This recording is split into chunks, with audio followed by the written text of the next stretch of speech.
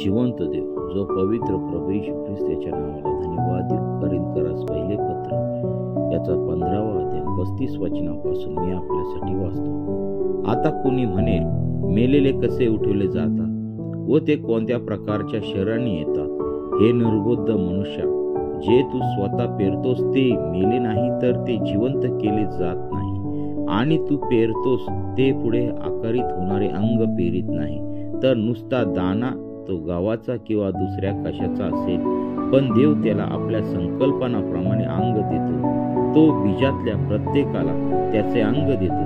सर्व देह सारखेच नाहीत, तर माणसाचा देह निराळा, पशुचा देह निराळा, पक्ष्यांचा देह निराळा व माशाचा देह निराळा.